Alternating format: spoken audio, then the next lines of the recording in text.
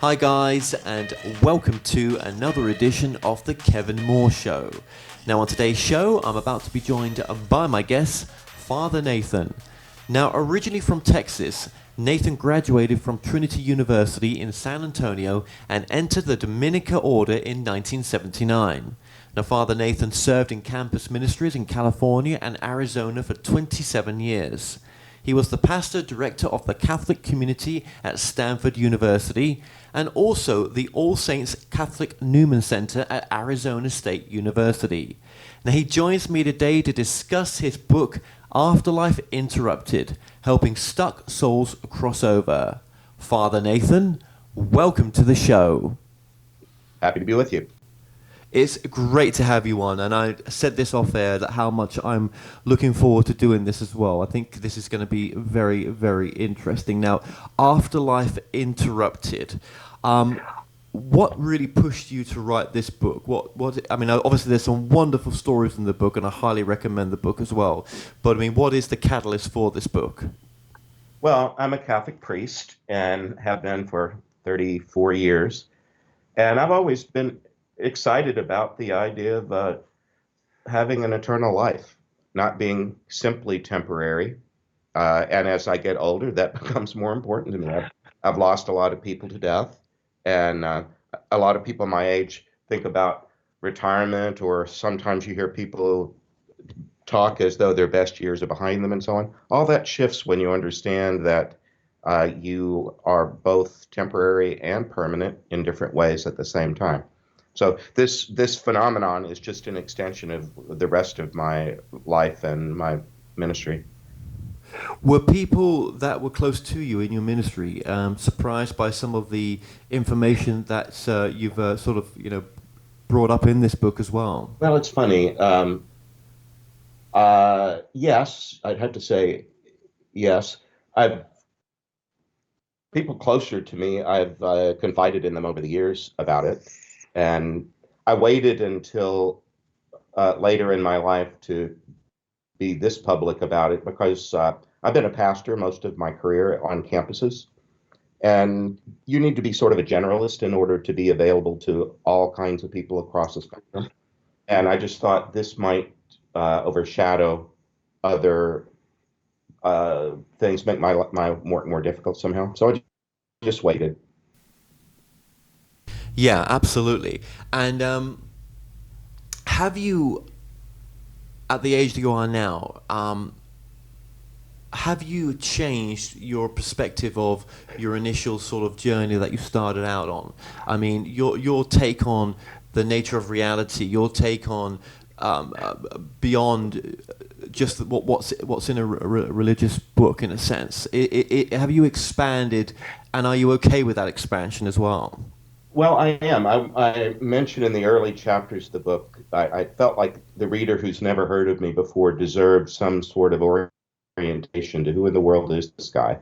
And I spent a fair amount of time at the beginning of the book talking about being raised in a devout Catholic home with people teaching me cosmology as a little kid, what the universe is and my place in it and so on. And so I had really good fundamental training that I thought other people did too, especially other practicing Catholic people. But I've discovered over time that no, there's really, that's really not true. There's a lot of people living in the world without a kind of fundamental understanding of what it is.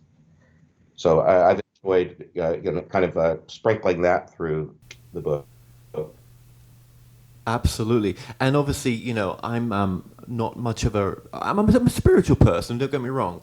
But when it comes to the religious side, I've not studied it too much. So to become a father, what did that sort of entail as well? Oh, lots of education, much more than I really wanted to have to do. But I, well, I chose to become a Dominican. We and the Franciscans were reform orders established in the early 1200s during just one more period of the Catholic Church's life when it was in urgent need of reform, but tried to do that from within. And I've always felt that that was important to me. To be critical of anything from outside of it is only partially helpful. It can be much more productive to be engaged in whatever you're also trying to challenge. And that's part of my charism as a Dominican, is to be on the outside of the inside, and reform the church from within is our 800-year-old charism. We're still at it. Yes, I mean, do you think that for your time that you're a bit more open-minded? Oh, I don't know. I I think an open mind is a good thing. So if you think I'm open minded, I'm flattered. Well, I say that because obviously I believe that you're appearing at the IANS August conference in Philadelphia. Is that right? I am, yes. Yeah, which is the study for near-death experience. So, I mean, how is the near-death experience sort of talked about, from the religious perspective as well? Well, I really enjoy being able to represent it well.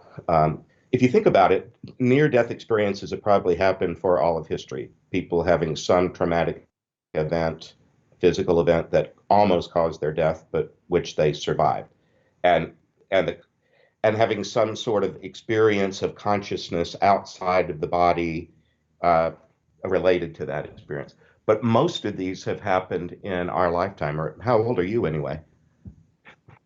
All right. Well, in both of our lifetimes, the advance of resuscitative technologies is unprecedented in human history. More people have nearly died who survived that event and potentially had a conscious experience outside of the body than has ever been true in human history. So I think it's a cutting edge field, the field of near death studies, and I'm really honored to be. I'm only speaking for 13 minutes, so I'm not only not a keynote, I'm not even a breakout. I'm a moderator of a panel, but I'm happy to be in the game anyway. Well, you're still part of the gang, and you wouldn't be there unless you had a sort of, had a faith that there is truth in what these people are speaking, and that we are here for such a short amount of time. But the near-death experience is kind of it's a lovely way in for most people to come into the whole idea that we're more than our body. Yes, and near-death experiences are the narrative is usually first person and very specific. This is what I saw, and this is what I heard, and then this happened after that. And a lot of religious ideation around death and dying moves very quickly from first person narrative to very general categories of angels and harps and streets of gold, or some sort of St. Peter as a bouncer at an exclusive club, or kind of insipid notions. And I really love being around the NDE community because they can speak their truth very plainly. Very plainly, that's very true. They can. And when you hear some of the stories where, okay, so some people, if they have a sort of very religious background, they may meet the Christ figure, in a sense, that greets them to begin with. Others that don't have the religious background may meet parents, or it may be a very superficial kind of experience where they're just kind of floating over their body. But my point is, everyone has their own sort of experience based on their own truth, in a sense. Yes. And that doesn't need to be confined just to the NDE community. Anybody, I think that's true of all of us. We all have a specific story.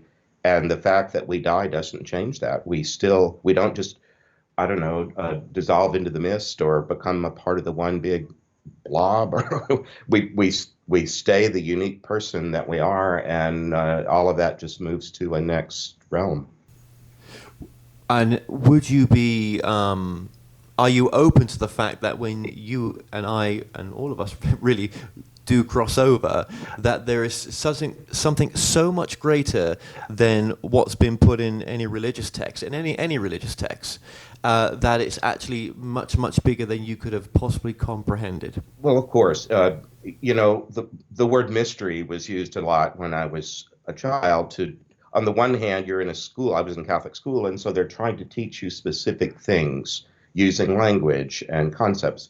But then at the end of it, there'd always be, but remember, this is a mystery, and and not a mystery to be solved in some like Agatha Christie whodunit, where only you pay close enough attention. and don't overlook the clues that were put in front of you. It's not that kind of mystery. It's more the mystery of love. Think of anybody that has loved you well. You would say that you know them, correct? But aren't they? Don't they also surprise you? Even after you've been in a relationship a long time, the other does something that you didn't see coming, or that makes you love them even more than before. There's just a quality of mystery about relationships that I think belongs in the conversation. What is your most important message of this book as well? Well, that we all survive our deaths. The little subpopulation that I deal with is people who suffered a violent, sudden, traumatic death and subsequently did not go with the guides that came for them for reasons of their own that I outline in the stories in the book, and who perhaps just needed to regather. At funerals, we often use the phrase rest in peace. Sometimes they just weren't ready for a trip or a brand new experience. They needed an opportunity to just chill out, sit still, regather somehow, sometimes hide for a bit. Yeah, absolutely. And your website as well, for those people that may want to check your website out? Yes, it's my name, Nathan-Castle.com. So Nathan-Castle.com. Okay, well, that's going to be coming up on the screen as a lower third, and also that will be in the description below this video, along with your book and other books that you've done as well. So, obviously, this book is titled Afterlife Interrupted, and how many souls do you think have a sort of interrupted afterlife, in a sense? Is it a higher sort of percentage than we could imagine? Well, this is very important to me. I believe that of those who died sudden violent deaths, who were alive 1 minute and dead the next, most don't need the help of somebody like me and don't have their death interrupted. If you think of death as having several things happening in a sequence, like realizing that you're, oh my God, I'm out of my body, um, encountering people or a path or a tunnel of light or any of these things, there seems to be, the NDE community at least, seems to suggest a sequence of things that compose a death. But I think the people that I deal with stopped the process, interrupted it at the very front end, and needed to regroup. But can a murder cause that as well? I mean, if you've been suddenly murdered... Yes, Yeah. I have murder victims in the book and in lots of stories that are not included in the book. But let me make this point. I wouldn't want any listener of yours who has suffered the sudden violent death of a loved one to presume that they're stuck, because I don't think that's at all the case. I think this is a small, maybe 5% of that population, of that sad population, is stuck. And even the word stuck, it presumes some kind of a disadvantage, like being stuck in a snowbank or in the sand or the mud. And for some, I think it's apt. Others will even let me know, I understand that most of these people that you deal with are stuck, and I'm really not exactly that. It's just that I chose to slide to the side rather than go down the path. So once in a while, and those people are kind of amusing, and I could think of several that when we get a little bit later into the interview, one person that I would like to include in that category. They're not necessarily kind of stuck, but just paused. That was an alternative title that got edited away. I was going to use the idea of a universal remote for your television, and Yeah, you yeah. can hit the pause button. But Well, I guess, though, time for them is not the same as time for us. 40 years to them is a blink of an eye, basically. that's true largely. And early on, I began to form the idea that none of these people that I help really experience the passage of time.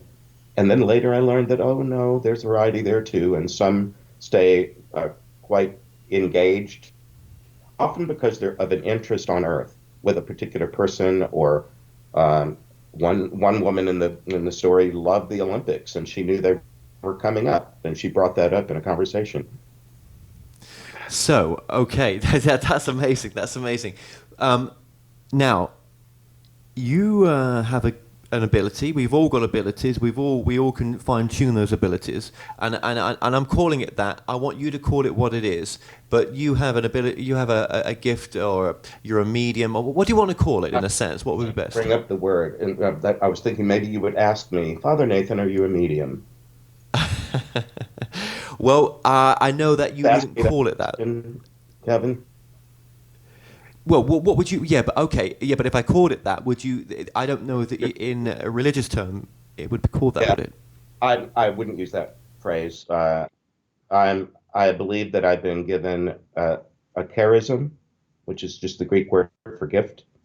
I get from the Holy Spirit to be God's instrument in order to help someone communicate. Now, I think that's important because in my world, the word medium comes loaded. It's kind of like radioactive, and I can't do anything about that. All the mediums in your audience, I love you, but I that word in my little world or not so little world is unhelpful. I'd rather talk of myself as being an instrument. We use that language in the church a lot to be God's instrument, in which case I'm something of a saxophone or a piccolo or something. I'm certainly a woodwind or a horn. Air moves through me because that's what speech is. You take a breath and you use vocal cords and you let speech move through you in order to communicate an idea to another. No, no. Speaking in tongues is different. Speaking in tongues is ecstatic speech. It's I do speak in tongues when I want to, when I pray sometimes, and it's just that's just an overflow of love and emotion. Think of a time you couldn't put your love into words because it was too much. Maybe it even brought tears. And speaking in tongues is just it's usually gibberish because it's just an overflow of love. Interesting. Now, when you are acting as an instrument of God, how many others in the religious circles also have this as well? Well, I wouldn't know. They'd have to No. they'd have to disclose what their gifts are and so on. And as I've become more public about this, others have told me, thanked me for kind of speaking out loud about it because it felt that it gave them permission to speak about a part of their life that they'd held secret. Well, thank you for doing that. Absolutely. And when did that start for you? Well, which part of it? Well, just to be able to, bring that information through of us, that someone that's deceased, for example, that's coming through you in a sense as an instrument. I was 22 years old. 22 years old, and who did you first tell about that? How old were you when you first sort of, spoke about that? Well, I described the experience in one of the early chapters of the book. I was with my closest friend at the time, and we were graduating college with undergraduate degrees. He with a pretty clear idea that he was going to study for the Presbyterian ministry, although the whole time I'd known him that was the case. And then as the day really approached to sign up and get on with it, he was backing out or uncertain. And he was also about to become engaged to his girlfriend, but not exactly. And life has awkward moments like that where you just have to kind of make up your mind. And I didn't know what I was going to do after an undergraduate degree. And in my family, the idea was you go to college for 4 years and then you get a job. Well, I had a degree in sociology. We talked about setting up sociology shops in strip malls. What are you going to do with that degree? Um, so we went out into the desert because in the Jewish and Christian scriptures, when you need to find your way, you go into the desert and ask for God's will. So we did this kind of vision quest where we thought, let's go out into the desert. And we lived on the edge of it in San Antonio. All you have to do is drive west and you're in the desert. So we had an experience at the Grand Canyon where God used my voice to speak to my friend. Beautiful. And that gave you the direction that you were looking for. No, it didn't. All right. because God didn't say go be a minister or God is so funny. God has to be very careful because I'm using male language because it's conventional. God is larger than gender. but God, the Creator, spoke through me to my friend, and it did not tell him to go into the ministry. He just told him how he loved him and how appreciative he was for what he was doing with his life. Where I believe that God is a creator. That's the way his first chapter of his book starts with creating stuff out of nothing. And I believe we were created to create. Aren't you've created a life, haven't you? Haven't you made a lot of decisions that you're a very creative man, from what I understand, and that's what. So neither of us heard a message that told us what to do next. We just both knew that we were paid very close attention to, and that we were very loved. Yes, and I hear that a lot. Do you know that, Father Nathan? I hear that a lot, and that's a beautiful message as well. So you're in the ministry, you're progressing up the ladder, and how many in your sort of career then? How many people have you seen through the death stage? Would you say? Maybe between 300 and maybe 325, something. They about every week to 10 days. It's not at a regular pace either. Sometimes the Holy Spirit, a lot of people use spirit language if they're not explicitly religious. You know, uh, you'll hear a lot of spirit talk. I'm spiritual, but not religious. Um, the this I think it's probably about 300 by now. But I believe the Holy Spirit is not just vague, but very personal and very attentive and very knowledgeable. And the Holy Spirit knows when I'm over busy and overworked, and gives me a break.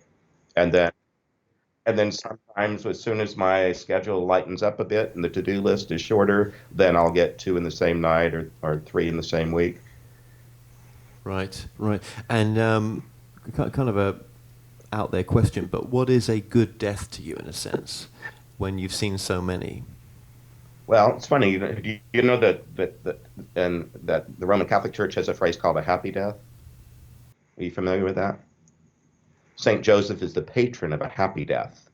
And my grandmother told me about the happy death that she was praying for, and she ordered it up. She wanted to outlive her husband, but not by much. And after 64 years of marriage, they died on the same day, uh, about 15 hours apart, he going first and she sliding out behind him. So that was a really happy death, although, you know, the dementia that she suffered, she probably could have done without. And you know, all the arthritis and different things that come with age, they got to go largely together. Um, a happy death is one that you're well prepared for, I think, and a lot.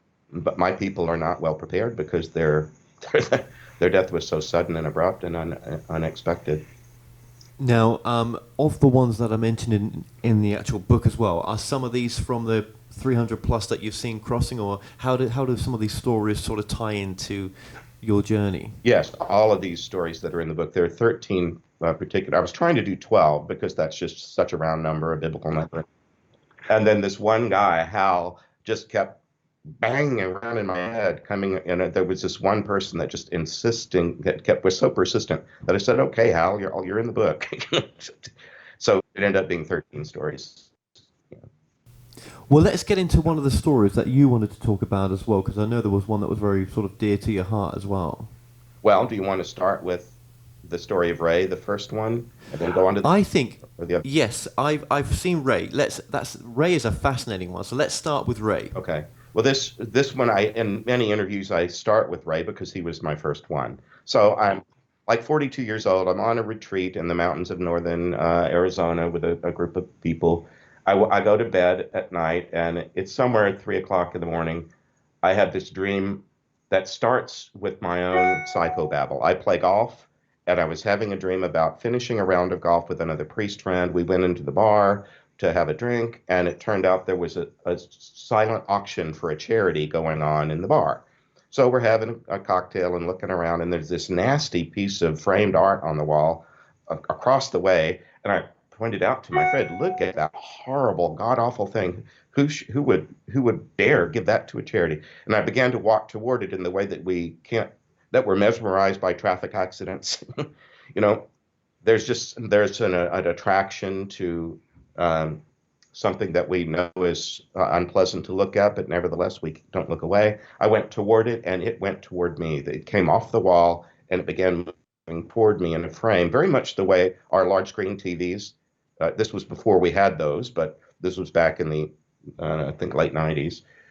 But it moved toward me, and all the inside the frame, a little movie began to play, and it was a man sitting on the radiator with the what now in the United States we call this the hood of a car. You call it something else, don't you? The front part that The bonnet, yes. yeah. The bonnet was up, and the guy was sitting on the radiator. He hadn't been in a traffic accident. His feet were on the bumper, and it was one of those cars from the late '50s with lots of chrome.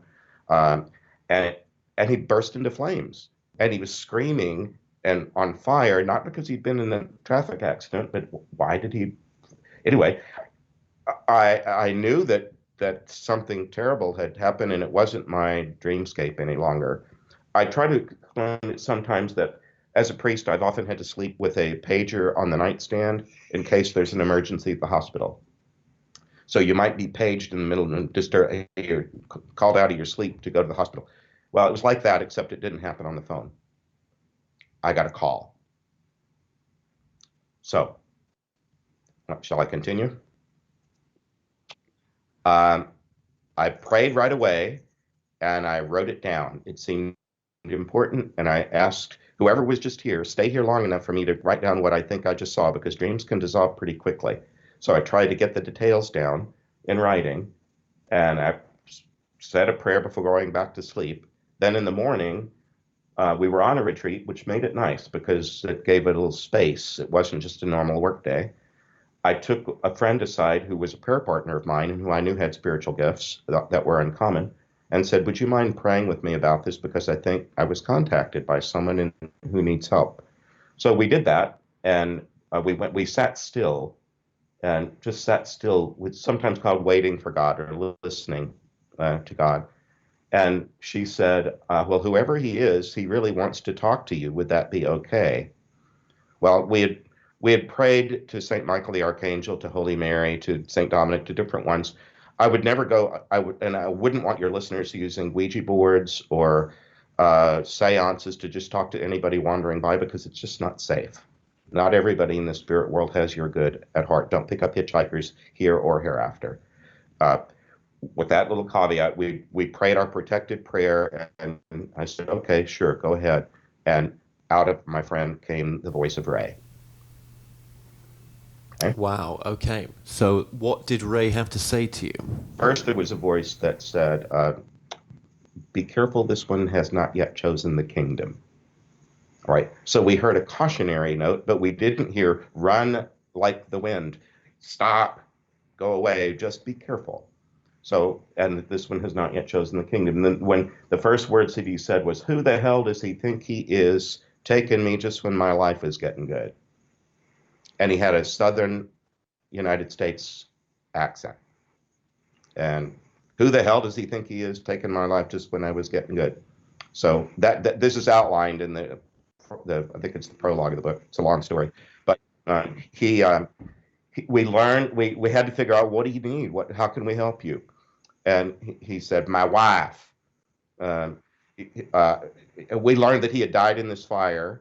He was only 20 years old when he died. He had gotten his girlfriend pregnant the last year of their high school, married, and were raising their little baby when he had this event happen, when he died.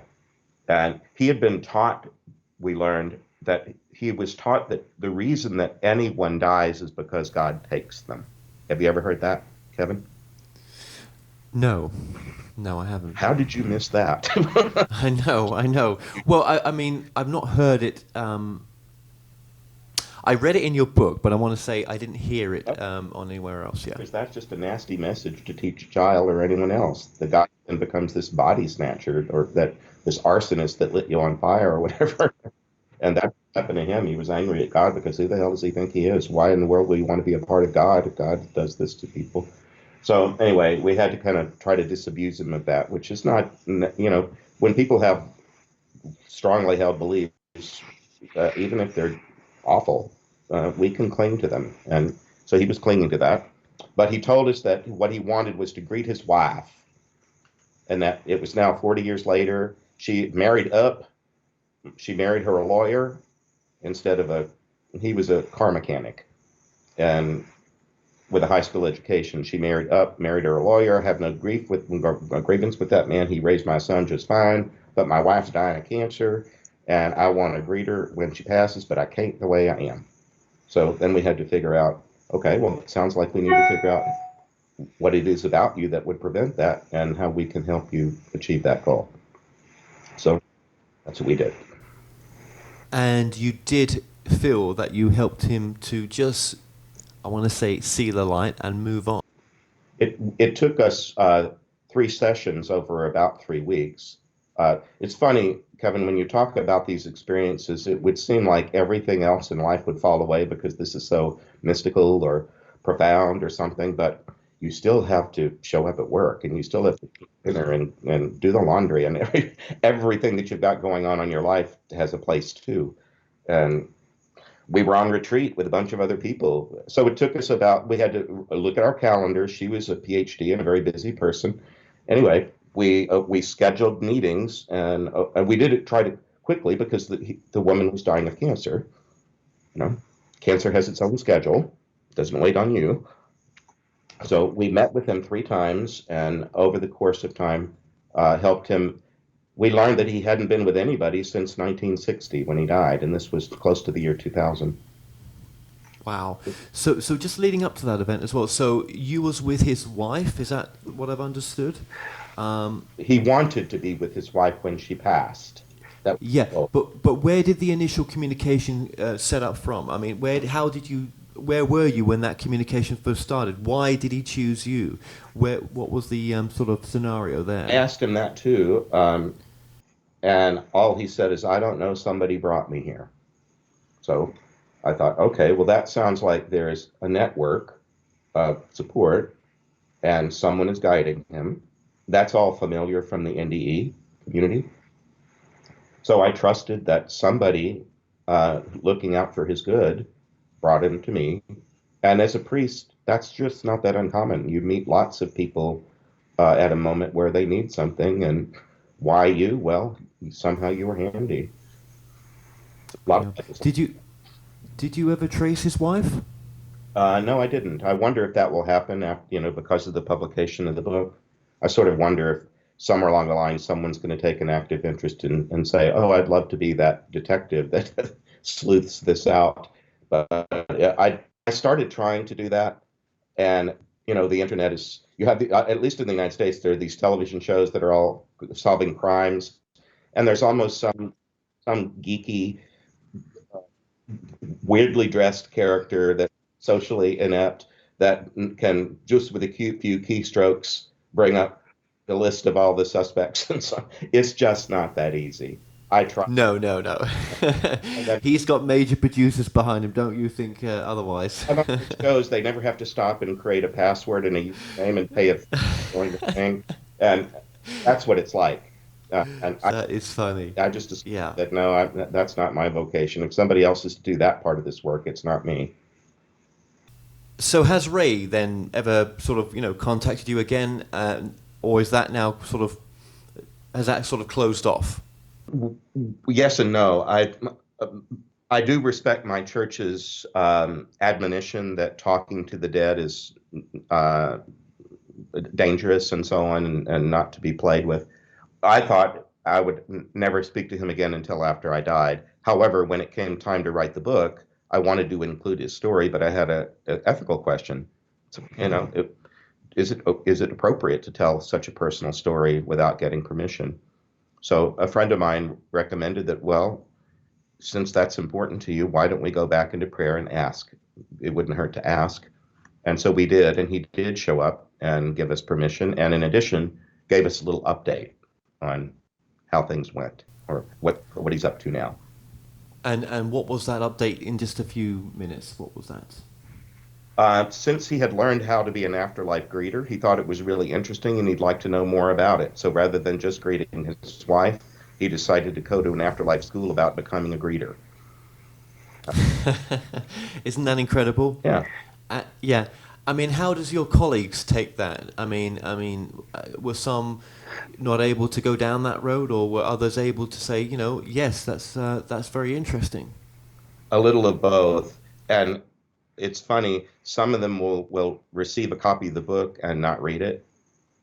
Um, and I just have to, let people be that, I haven't had like opposition or ridicule or anything like that. Just, don't you have books that you intend to get around to reading but you haven't read yet? I find a lot of that. Yeah, yeah, absolutely. So, okay, now you most of the stories that are in the book, they are where spirit is randomly sort of coming to you in a sense. There's no sort of connection with a family that you've had. Then a connection is formed with the other side, or If you is mean it? these people before they show up, no, I haven't. In this, No, even in the family sense, even in the family that's here on planet Earth. yeah, these they're not members of my bloodline, if that's what you mean. No, or any of the other people that you've watched crossover, or any. No. No, they're not. They're people I hadn't known until I first Okay. experienced them. So, what would be another story that you'd like to share? I mean, I know there's lots of stories in the book, and I don't want to give too much away, of course. But what would be another story that you might be keen to sort of share? I don't know. I'd love to tell you about Paul. Uh, Okay, sure. Let's talk about Paul. in this dream, I was driving a large, heavy car from the early 50s, and I was going down a dark road in a wood. The road turned into a bridge. I could feel that was boards. It was wooden instead of dirt. And then the car plunged into a lake. Uh, what, what happened was it wasn't a bridge. It was a pier. And the the driver told the story by putting me in his place in the front seat at the driver's wheel. And I was in the dream. I was driving off the end of a pier into a lake. And what happened was young man is named Paul. He was only 18 years old. He had just finished high school. He was on a double date in the early 50s. The two in the back seat had romance on their minds and wanted a dark, secluded place. He was with a gal pal that he didn't really have romantic intentions toward, but he was trying to accommodate the other two and give them a dark place. And it was an unfamiliar road, and he didn't know that it was a pier, and they all died. But he was so responsible that he wouldn't leave. You know, can you imagine that? Somebody feeling such responsibility at 18 for his grandmother's car that he had borrowed. He felt he needed to stay at the scene and take pictures or talk to the police. And so he stayed out of a sense of responsibility. Then he attended the funerals, including his own, and saw that his accident had caused crushing grief to his whole hometown. Uh, that he'd recently, I don't know, in England, do you have to read the Scarlet Letter? Nathaniel Hawthorne. That that I don't know. I'll be honest with you. Most high school students in the U.S. have to read Nathaniel Hawthorne's Scarlet Letter. I don't know why. I don't honestly. I don't remember that being in my Pretty common education. in the States. Yeah, And yeah, right. there's this woman who committed adultery and has to wear this scarlet A on her clothing all the time, like for the rest of her life, I think. Well, he had that in his memory because he read it in high school, and he decided that he was -4 because he subtracted 4 young lives, including his own, from the earth. So he was -4 in the afterlife. And the friend that was helping me, I always have a partner in these. I'm letting somebody speak through me to a partner, and the partner is just a compassionate listener who tries to help them make their way forward. The partner said, John is his name, said, you're not really -4 because the other 3, you haven't seen them since the accident. It looks like they crossed over, that you're the one that held back. Maybe you're just -1, man. Maybe it's not as bad as you think. And he said he turned it into an algebra equation. You remember algebra? There's an equal. He did this on his own. He said, you're really not -4, you're -1. So he said, let's think of it this way. X -1 equals y. If x is the earth and y is the afterlife, it's x minus 1 equals y. How do we get you to the other side? How would you do that algebraically? Well, you'd add 1, so it'd be x minus 1 plus 1 equals y plus 1. Do you remember that? There's a brain cell at the back of your head that remembers doing that, I bet. Um, well, that's what my friend decided. Let's try this. And so we said, okay. The guy said, I loved algebra. I'll be willing to try that, but how would we do it? And just then, my friend, Paul, the person that we were trying to help, he said, "Wait, look over there. It's Mr. Wambacher, his high school principal." To him, and he was waving a shirt with that we had the school colors. I know in the U.S., I mean in the U.K., football is what we call soccer, but in the United States, football is our American football, and it's a huge thing in high school to be on the football team. So on. Well, anyway, the school principal was waving an American football jersey in golden and what was it, purple, that were the school colors, and it had a number 1 on the back of it, a big number 1. And he said, "Here, put this on." So Paul was to put this number 1 on and cross over. That's what he did. Isn't that crazy? He need, he needed to change an idea about himself that he formed. Nobody else did that. He's the one that formed this idea that he was this big negative. He at least changed from -4 to -1, but then we needed to get that resolved, and his high school principal showed up with a jersey that had a 1 on it, and that helped him cross. And just to think how long he had been sort of been around for, in a sense. Yeah. Yes. Yeah. You It know, wasn't painful to him. It wasn't like flames or punishment or anything like that. Just a kind of I don't know, a vaguely sad, uh, somewhat empty place. But not a punishment. so obviously, and again, that's one of the many stories that's in the book that the lovely book that you've published, and there's and there were stories, as you say, that were left out as well. Lots of. And I'm guessing there must have been hard to choose which ones to put in, which ones to exclude. Yeah. I find it fascinating that they moved on in the end, but obviously, with some of them you can still tune into. So was Ray the only one that you was able to tune back into, or were there others after they sort of crossed over? Remember, the only reason I tuned back in was to do one thing: to ask permission. May I use your story in a book? I see. Did you do that with all of them? I did. Really? I did, all 13 of them, and I got really delightful little conversations that were a bonus. I thought I was asking a yes or no question. It could have been really brief, and instead I got like 20-minute visits with old friends. Many of them felt like them. Not everybody. That's beautiful. So when you, again, as you say, when you're doing this, you've got a companion that's there that's asking the questions. Is it always the same person? No, it isn't. It's different people. And I've moved a lot. In the last 20 years, I've lived at a lot of different places, and so it's different companions. Sometimes I'm with someone who has this similar gift of being able to let their voice be used. Right, I was going to ask you that. And when that happens, it's a little more relaxing for me because I don't have to be co-conscious. I can just be one consciousness instead of, accommodating a second one. But it can be either way. What's the sort of practice when you sort of allow this to happen? I mean, is there a sort of ritual that you do? Well, the most important ritual is protective prayer at the front end. And that's very important to me. I would not at all encourage people to start trying to contact the dead just because it sounds fun. That's not a good idea, in my opinion. But it's important to have privacy and sufficient time that you don't feel rushed. Those. Well, of course. Very important. Yeah, you make sure that's in place. Now, to me, and this is just my take on it, right?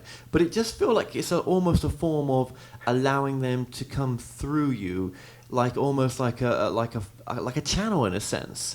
they're where you're conscious, but you're kind of they have a lot more of use of your body.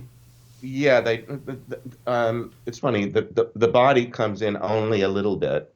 They can and there might be an accent that comes into play a bit. Uh, but and it's funny because they'll sometimes, like, younger people or people that were uh, not well educated will come into my consciousness and encounter vocabulary that they've never used before, and something will fly out of their mouth and they'll say, "Oh my God, I never used that phrase before." Or idioms. If you're talking to somebody that was from the 50s, there were there's a different slang, across decades. And they'll they'll use some slang of mine and say, "I never heard of that before, but it works." I mean, have you ever used language which has been difficult for you to say? I'm not sure what you mean. Well, have they ever swore? Like both. And you're like, what? Yeah, Yeah, vocally, but yeah. pretty tame. You know, there are naughty words that you probably don't use on your show, and then there's some that are so vulgar you wouldn't dare use them ever. And so sometimes they'll be at the kind of the milder ones that will get used, and sometimes they're even sort of apologetic for that because they know I'm a priest. Right. Exactly. But then that that's coming from somewhere else because that is not you. Well, no, they're using my voice and my vocabulary. They're not allowed to use words that I don't have. For example, I only speak English and a little bit of Spanish, and so somebody that's Arabic might have never spoken English in their life, but they're using English inside me without difficulty. Isn't that incredible? When was the last time that anyone just came through in the sense that wanted help? And actually, let me ask you this as well. When that does happen, do you have to say to them, look, now's not the time. Let me get a time arranged with someone that I'm going to work with to work with you? All of these people have been vetted. They don't just show up on their own. They're all in a system. It's sort of like a healthcare system. If you or I were in a terrible traffic accident that we had barely survived, we might not be able to make any decisions on our own, but competent others swoop in and take care of us. And it's sort of like that. And then as people get healthier, they have more agency. They can make more choices about what's happening to them. And I feel like the discharge nurse at the end of a continuum of care. The people that I'm dealing with have gotten what they needed, and now it's time to leave, and I'm there to help them figure out where to go next. But how do you know when to sort of allow that to happen? I mean, obviously, okay, so if you're going to make a time scheduled with someone to practice, to do this with someone, I mean, are you just going to see, okay, now feels the time that we need to do it, let's do it on this day, Yeah. and then it's just kind of see what comes through because it's been protected, that it's been scheduled in a sense, but you Yes, kind of intuitively know. Because there have been so many over 20 years now, something like closer to 300, it normally takes about a half an hour to 45 minutes to help someone cross. And much of it is just getting acquainted at the front end, establishing a bit of rapport. Just as you and I, we've never met, we've emailed a few times, but there's just in any interaction, there's going to be a little time spent on just becoming acquainted, and then we move into the material. Sometimes they come to an emotional part of the story that makes them want to cry, and I'm not much of a crier, and they've already been told that in advance.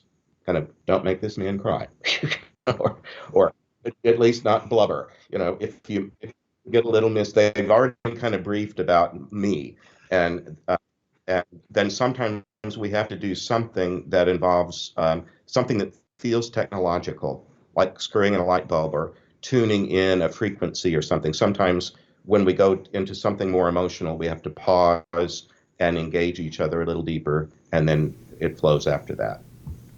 Have you ever been tempted for the sitter that's with you that's asking the questions, for the sitter to ask questions to that which is coming through on the nature of reality and where they potentially are, and what the whole idea of this understanding of reality is? I mean, is there? Do you allow, or would you ever allow to search deeper with questions that they may be able to give you that's beyond your understanding, maybe?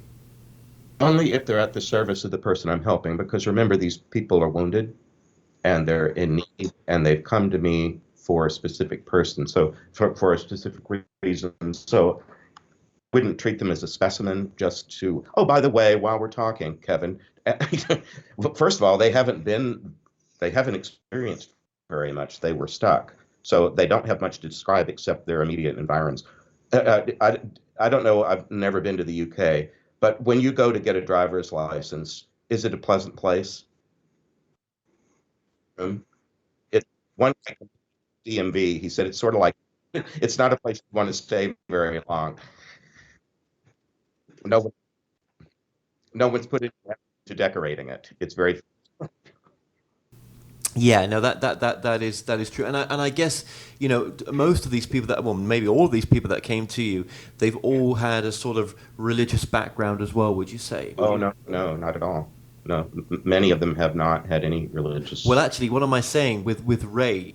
Obviously, I know with Ray that wasn't the case, but are you saying also that with the majority of them, no, they haven't? Well, even with Ray, uh, there was. I'm from the American South. I'm from Texas, and Christians of different kinds there, especially 40, 60 years ago, could be quite unkind to each other. When he learned that I was a Catholic priest, he just said, "Catholic priest? Oh shit." He'd never imagined that he would talk to one of us, and there he was. And so um, I think I've lost my train of thought. Ask me another. No, no, no, no, no. That you haven't, and that answers that perfectly. Thank you very, very much.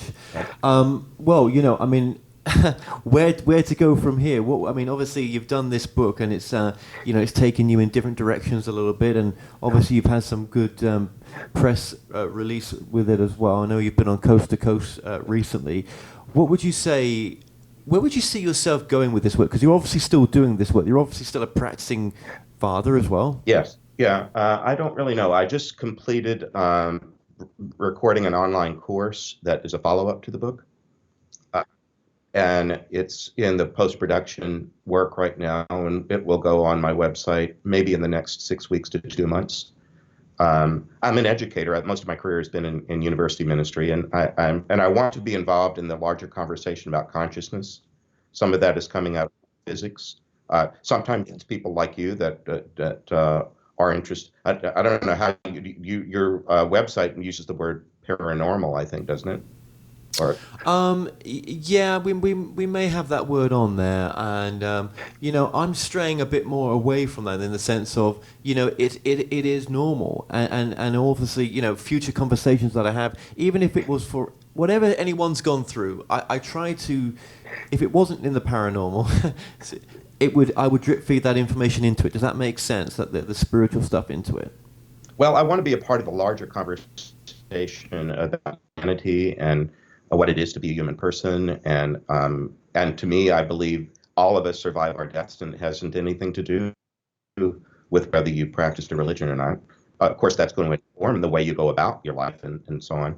And I'm a practicing Catholic, and one of the things I like about that is we're trying to be universal. That's what the word means. Um, and anyway, I'm hoping that I'll be invited as a speaker different places. Uh, and I was trying in writing this book to not be a Catholic priest who stays in the sanctuary for the rest of his life. I'd like to be invited other places. If any of your listeners have a place they might invite me, I'd be very interested. Jesus didn't hang around the synagogue or the temple; he was thrown out of them. And I don't believe that. I believe I'm supposed to somehow find other places and other ways to encounter people, and to not only speak but to listen, but to contribute conversation. Absolutely, and I think you play an important part as well as not only being a father, but someone who can help others who may never come across these subjects from that perspective as well. But And let me just sometimes ask you. I'm being Sure, go invited ahead. by people who are mediums and shamans and so on. They're coming to me and Absolutely, asking me, "What do you think about this?" And so I, beautiful. well, I can tell you what my tradition has taught me. Absolutely. Well, let me just ask you this as well. I mean, when it comes to those who have had hellish experiences, or even hellish near-death experiences, or the idea of hell as well. What's your take on that right now? I mean, do we create that reality when we cross over, do you think? Well, thank you for asking me that near the end of an interview instead of at the beginning, because that topic, and I don't believe I'm any expert in hell, and I've not been there, and the people that I've dealt with haven't been dealing with hell either. Um, I believe that that if there is a cosmic hell, it's locked from the inside. I don't believe that God is throwing rubbish into a burning pit. Um, People do have to choose to participate in the world that's good, and the people that I work with haven't made that choice yet, and I help them to do that. But aren't we very good at creating our own hellish experiences as well? I mean, we don't need to go to hell to create the experience. We do it here, don't we, a lot of times? Yes, and part of a hellish experience can involve a kind of a split consciousness where I don't look at you as a part of me. I see you as a part from me. You're not a part of me, you're a part from me. And I believe that's part of the way whatever hell is constructed, that it just starts with an idea that you're the opponent and you're not me. The separation, yeah. I mean, obviously, there's so many twists and turns we could go down, to talk about, especially with, the way that God works and everything else.